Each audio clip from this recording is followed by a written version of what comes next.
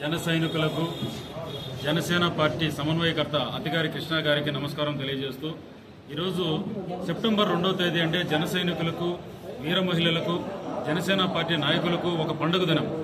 ఈరోజు ఏమంటే ఒక మహానుభావుడు ఈ ఆంధ్ర రాష్ట్రాన్ని అఖిలాంధ్ర రాష్ట్రంగా మన దేశంలోనే ఒక మెరుగైనటువంటి రాష్ట్రంగా తీర్చిదిద్దడానికి కంకణం కట్టుకున్నటువంటి ఒక మహానాయకుడు ఈరోజు సనాతన ధర్మం అయితేనేమి, ప్రజల వద్దకు పాలన అయితేనేమి, పంచాయతీరాజ్ తీసుకొని ప్రతి గ్రామంలో ప్రతి గ్రామానికి నిధులు కానీ కరెక్ట్ అయినటువంటి సంక్షేమ పథకాలు కానీ అందాలనేసి ఆయన అహర్నిశలు కృషి చేస్తున్నటువంటి ఒక మహానాయకుడు.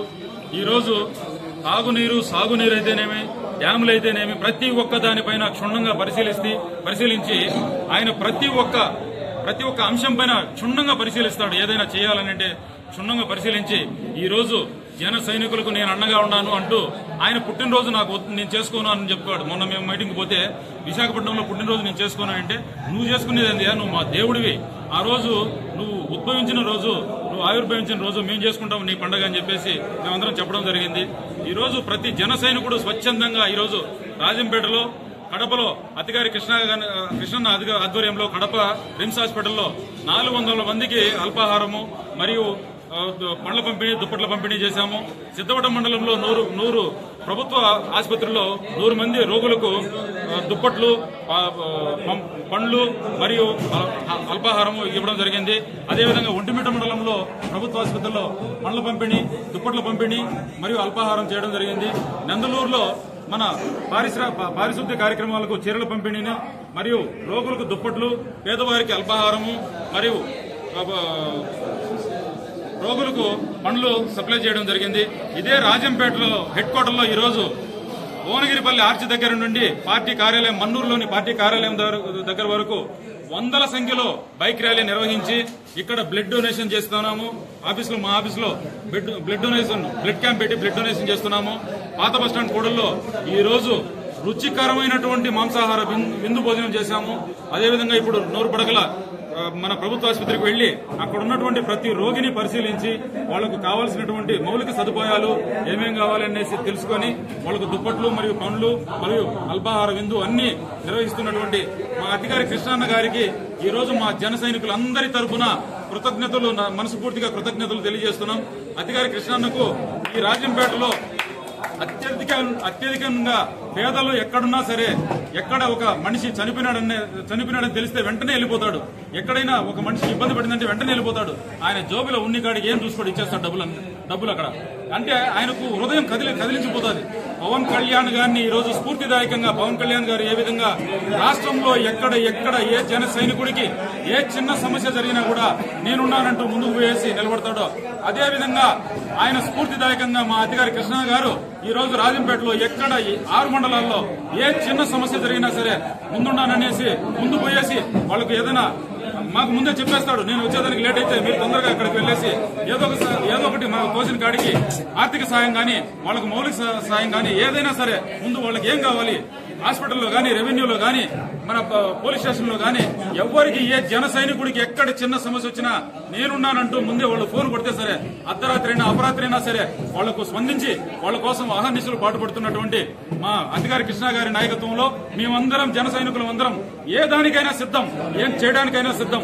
ఆయనకు రాబోయే రోజుల్లో ఆయనకు ఉన్నత శిఖరాలను అందించి పవన్ కళ్యాణ్ గారు ఆయన దీవిస్తే ఆయన ఆధ్వర్యంలో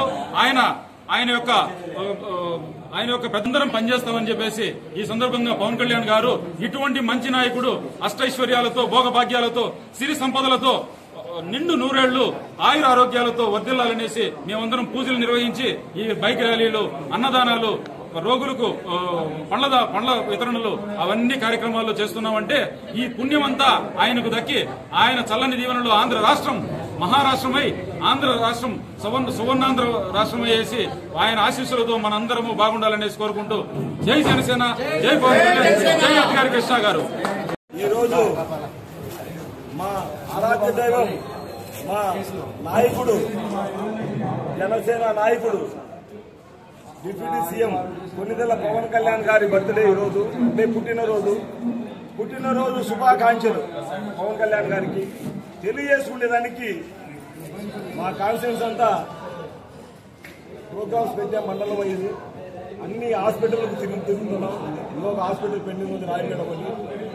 ఎక్కడ పోయినా కూడా నిజంగా ప్రజల్లో పవన్ కళ్యాణ్ పేరెత్తితే నేను ఏదో పవన్ కళ్యాణ్ నేనే అయిపోయినట్టు వచ్చి సెల్ఫీలు ఫోటోలు తీసుకోవడము అంటే ఆయన నా మీద ప్రేమతో కాదు, పవన్ కళ్యాణ్ గారి మీద ప్రేమతో. అంటే పవన్ కళ్యాణ్ గారు అంటే ఒక మన ఇండియాకే ఈ పొద్దు ప్రపంచమంతా ఎదురు చూస్తుంది నరేంద్ర మోడీని. అటువంటి నరేంద్ర మోడీ గారు నువ్వు పవన్ కళ్యాణ్ గారిని అయ్యా నువ్వు మనిషి కాదు తుఫాన్ అని బిరుదిచ్చినాను. ఎందుకు ఇచ్చినానంటే పవన్ కళ్యాణ్ అనే వ్యక్తి ఒక వ్యక్తి కాదు, శక్తి.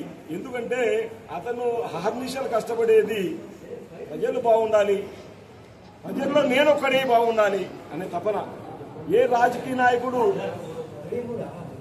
ప్రాపర్టీస్ కుదరబెట్టి అతను కష్టపడిన డబ్బు తీసొచ్చి జనాలు పెట్టడు. ఏం జరిగినా నా వంతు ఇంత అన్ని సాట్ల పోవడం ఇయ్యడం. నిన్న కార్గిల్లో అక్కడ జరిగితే ఉగ్రముగ్గులు చేసిన పనికి ఒక సిపాయి చనిపోవడం జరిగింది. అక్కడికి ఆయనకి ఏమని తెలిసిందంటే ఇతను మన జన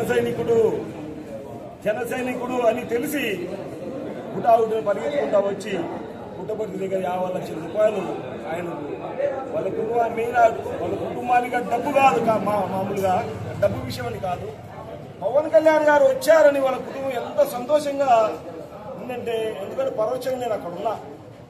అయ్యా మాకు డబ్బు ఇంపార్టెంట్ కాదు, పవన్ కళ్యాణ్ గారు మా ఇంటికి వచ్చినాడు, మాకు దేవుడితో సమానం అని వాళ్ళు అంత ఆనందపడతారు. ఇంకొకటి ఆ ఉగ్రమూకల్లో కాలు చంపిన దాంట్లో మన నెల్లూరు దగ్గర ఆత్మకూరు దగ్గర ఒక వ్యక్తి ఆయన సాక్షి, ఆయన కూడా జన సైనికుడే. పవన్ కళ్యాణ్ అదే పనిగా విజయవాడలో ఒక మీటింగ్ ఏర్పాటు చేసి వాళ్ళకి సంతాపం తెలియజేసానికి మీటింగ్ ఏర్పాటు చేశారు. ఆయన ఏం బాధపడినాడంటే 2 వ్యక్తులు మన ఆంధ్రలో చనిపోతే 2 వ్యక్తులు వాళ్ళిద్దరు కూడా నా భక్తులు, ఆమె నా ఫ్యాన్స్, ఇటువంటి చనిపోవడం నాకు చాలా బాధాకరంగా ఉందని అంత నీళ్లు పెట్టుకున్నారు పవన్ కళ్యాణ్ గారు. ఈ కాలం ఎవరైనా ఆలోచిస్తారట్లా, ఎవరు సొంత డబ్బులు ఇస్తున్నారు. ఎక్కడ పోయినా కూడా ఇక్కడనే అక్కడనే ప్రతి సాట. ఈరోజు రాజంపేట ఎత్తుకుంటాం మనం, అన్నమయ్య డ్యామ్ జరుగుతానే ఆయన డిప్యూటీ సీఎం అయితేనే వెంటబట్టి అన్నమయ్య డ్యామ్ విజిట్ చేయాలని ప్రోగ్రాం పెట్టుకున్నాడు. చాలా మంది సెక్యూరిటీ పరంగా ఇబ్బంది అవుతుంది సార్, మరి మేము కంట్రోల్ చేయలేము, అంత రూట్ మీకు 15 నుంచి 17 కిలోమీటర్లు సింగిల్ రోడ్డు వెళ్ళాలా, అక్కడ మేము కంట్రోల్ చేసాం, చాలా ఇబ్బందిగా ఉంటుంది సార్ లేదు ఎలిప్యాడ్ వస్తాను, ఎలిప్యాడ్ ప్రొవిజన్ లేదు. అయినా కూడా వెళ్ళాలంటే వెళ్ళాలి, ముందుకేసి అన్నమయ్య డ్యామ్ నివాసితులను చూడాలని ఆయన వచ్చి చూడమనేది. ఎందుకంటే ఒక సీఎం రావడము, ఒక పిఎం రావడము, ఇంకొక రావడం వేరు. పవన్ కళ్యాణ్ అనే వ్యక్తి, ఆ వ్యక్తిని మనుషుల్ని ఎవరు పిలిచాల్సిన అవసరం లే, చూడాల్సిన అవసరం లే. ఆయన వస్తానంటే తుఫాన్ లాగా జనాలు వస్తారు. పేరు కూడా నరేంద్రమోడీ ఊరికి పెట్టిన తుఫాన్ లాగా జనాలు వస్తారు. ఈ రోజు కూడా మన ఆంధ్రాలో ఇంతమంది సుఖంగా ఉన్నామంటే కేవలం పవన్ కళ్యాణ్ గారే. అప్పుడు మన నారా చంద్రబాబు నాయుడు గారిని ఈ దుర్మార్గపు వైఎస్ఆర్సీపీ రాజకీయ నాయకులు కేసులు లేకనే కేసులు సృష్టించి ఆయన్ను జైల్లో పెట్టినారు. జైల్లో పెట్టినప్పుడు అందరూ స్టేట్ అంతా చల్లగా అయిపోయింది. ఎందుకంటే అంత నిరుత్సాహం అయిపోయినారు. అంటే రేపు ఎవరో కంటెస్ట్ చేసేడే లేడు, మొత్తం వీళ్ళంతా రాసుకుంటారు వైసీపీ అది ఇదని కారు కూతురని కూర్చున్నాయి ఈ కొన్ని పేపర్లు. అప్పుడు ఏం చేసినా ఆ టైంలో పవన్ కళ్యాణ్ గారు వచ్చి నేను ఉన్నా, దేనికైనా నేను నిలబడతా, నేను తోడు ఉన్నానని చంద్రబాబు నాయుడు గారు భరోసా ఇచ్చినాడు. ఆ భరోసాతో పాటు ఎలక్షన్ అయిపోయినంత వరకు నిరంతరం అతను కృషి చేసి అతని ప్రాణం అడ్డం పెట్టి అన్ని శక్తులను ఒడ్డించి చేసి ఈరోజు మనము రాష్ట్రంలో గెలిపించుకున్న తర్వాత ఈ రోజు కూడా ఆయన ఊరుకున్నాయి. ఎక్కడెక్కడ మారుమూల ప్రాంతాల్లో సమస్యలు ఉన్నాయి. ఎందుకు తీసుకున్నాడంటే పంచాయతీరాజు ఆయన ఎక్కడ సమస్యలు పడుతున్నారు ప్రజలు, ఆ సమస్యలను ఫస్ట్ గ్రామం వైజ్ మనం దాన్ని అభివృద్ధి పరచాలి. ఎప్పుడైనా విన్నారా 13,000 పంచాయతీలు ఒకటేసారి మీరు గ్రామ పంచాయతీ పండగ పెట్టడం, అంత గొప్ప వ్యక్తి. ఇప్పుడు సెంట్రల్ గవర్నమెంట్ కూడా మంచి మంచి ఫండ్స్ చేస్తున్నాడు. ఆయన వంతు ఆయన స్టేట్కి ఏదో చేయాలని తపన ఉంది, చేస్తున్నాడు. అటువంటి వ్యక్తికి మనమందరం ఆశీర్వదించి ఆయన ముందు 100 ఏళ్లు ఆరోగ్యాలతో ఆయన సుఖంగా ఉండాలని, ఆయన దీవెనలతో మనం కూడా సుభిక్షంగా ఉంటామని మా ఆలోచన. జై జనసేన.